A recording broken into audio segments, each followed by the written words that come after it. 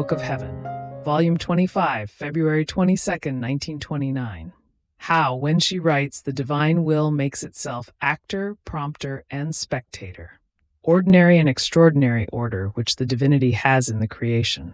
While being in the highest bitterness of the privation of my sweet Jesus, I was writing what is written above, and although I was doing it with incredible effort, given the state I was in, yet I wanted to do it, to give as though the last attestation of homage to that fiat which, with so much love, had manifested itself to me.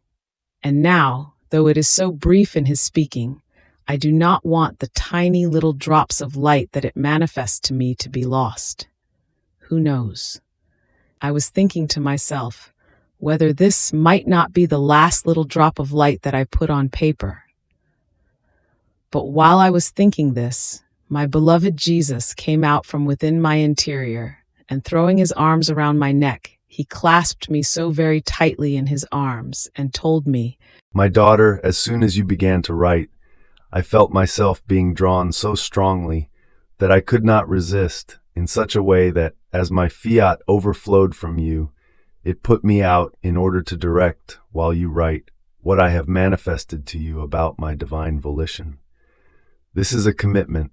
It is a sacred and divine right that it has, to be the actor, the prompter, and the spectator while you write, so that everything may be light and surprising truths, in a way that the divine characters of my will may be known in clear notes.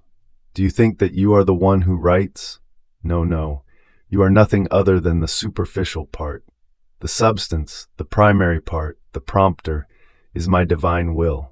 And if you could see the tenderness, the love, the yearnings with which my fiat inscribes its life on these papers, you would die consumed with love."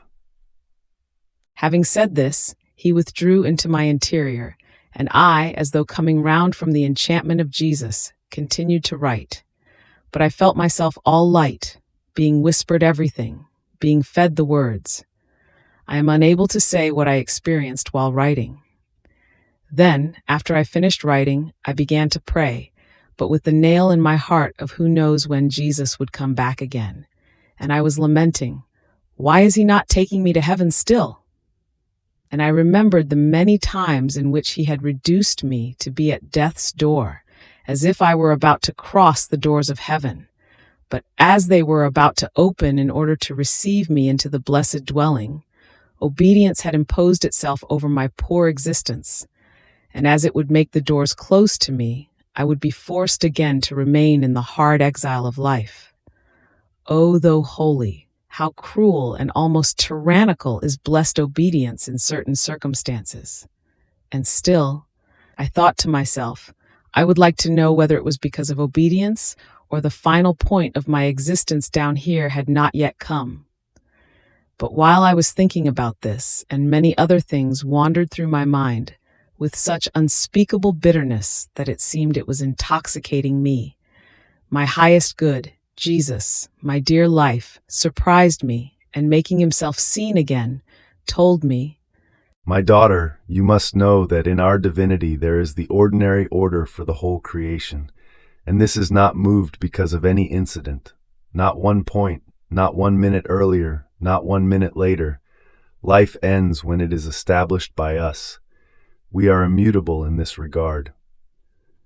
But in us there is also the extraordinary order, and since we are the masters of the laws of the whole creation, we have the right to change them whenever we want. But if we change them, a great glory of ours must enter into this, and a great good for the whole creation.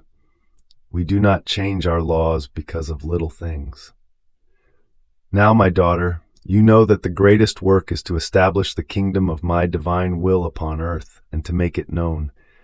There is no good that the creature can receive if she does not know it. What is your wonder, then, if we have surrendered to obedience so as not to let you die?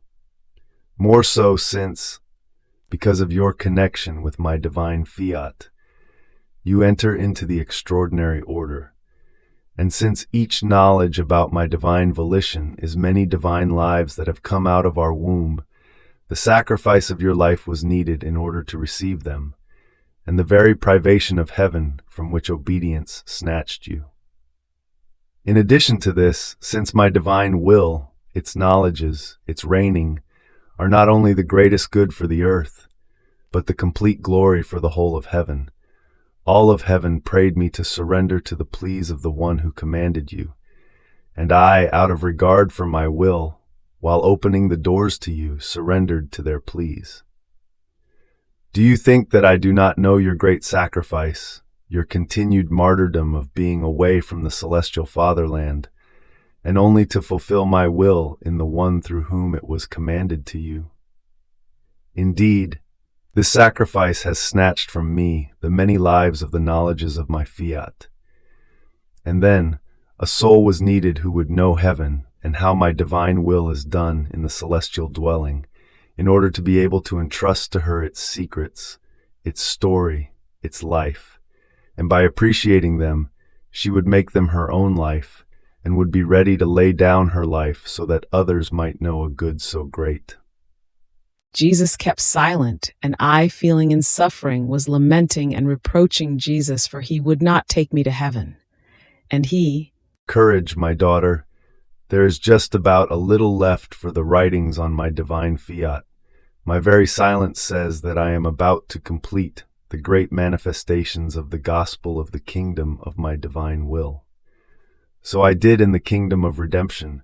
During the last days of my life, I did not add anything else. On the contrary, I hid myself.